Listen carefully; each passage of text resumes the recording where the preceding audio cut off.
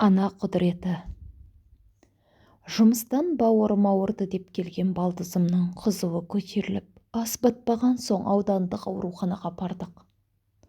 Ондағы дәрігерлер бауырым ауырады деген балдызды менингит деп емдепті.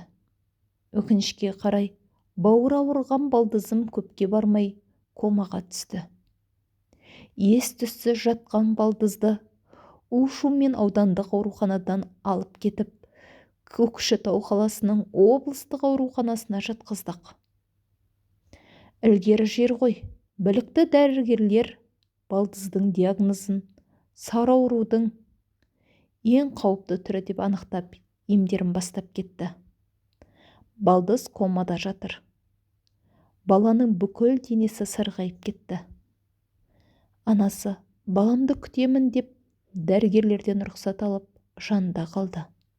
Тек дәрігерлер, егер балаңыз комада 3 күннен артық жатса, дайындала беріңдер, үміт жоқ деп ескертті.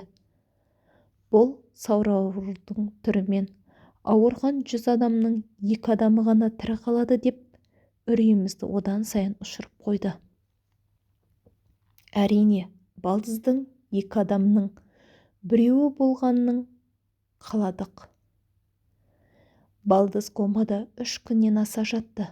Өзгеріс бола қойған жоқ. Дәрігерлер баланың сауығатынан күдерін үзді ме? Келіп тексерулерін, емдерін тексеретті. Тіпті тоқтатты десе де болады. Бала сұлқ жатыр. Не тірі емес, не өлі емес.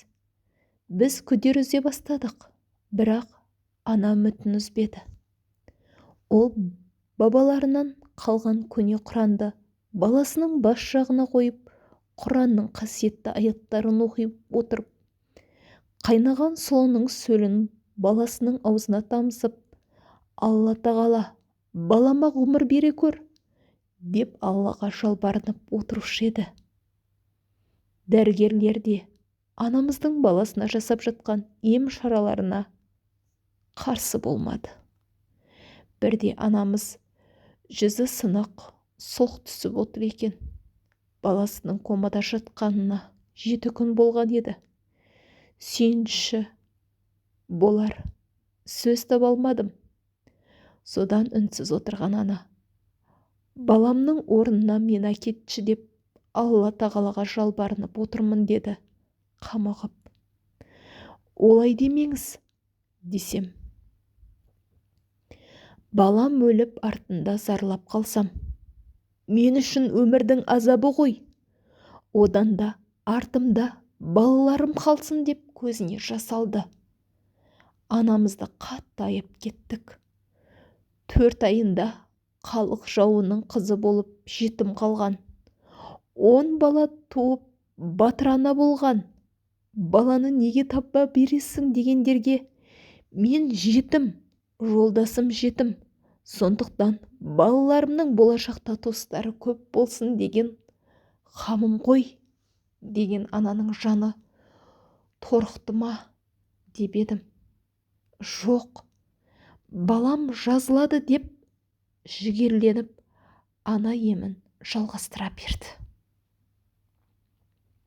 Осылай таңды таңға асырып, баласын өбектеумен жүрген ана қатты күйзелді. Содан 12-ші күні ауруханаға келсек, анасының көзінде жас, балам бүгін несін жинады деп бізді қуана қарсы алды. Біз де қатты қуандық.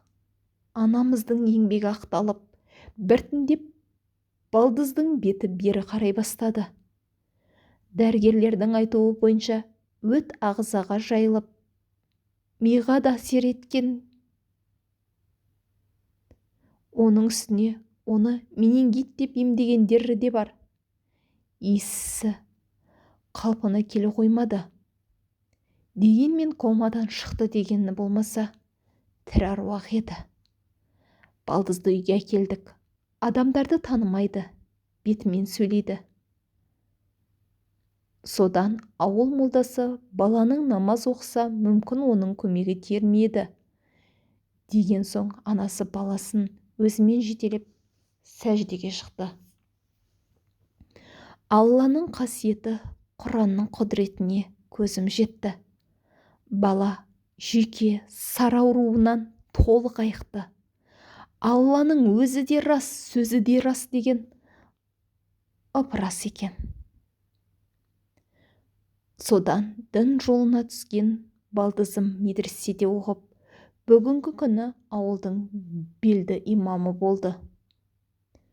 Балаларым артымда қалсын, көпшіліктен топырақ бұйырсын деген өмірге құштар үлкен жүректі анамыз біресе қыздарының, біресе ұлдарының, біресе немере шөберелерінің ортасында жүріп, биыл 85 жасында бақилыққа озды. Анамызды жер қойнына тапсырар сәтте борандатып тұрған күнде ашылып, тамшылар ағып, табиғатта бізбен бірге жоқтағандай жылап тұрды. Иманның кемел, мекеннің жәннатта болсын, әзиз ана. Құрметті оқырман, каналыма тіркеліп, әңгімем ұнаған болса лайк басып, комментарийде өз ойларыңызды қалдырыңыздар. Бұл мен үшін аса маңызды.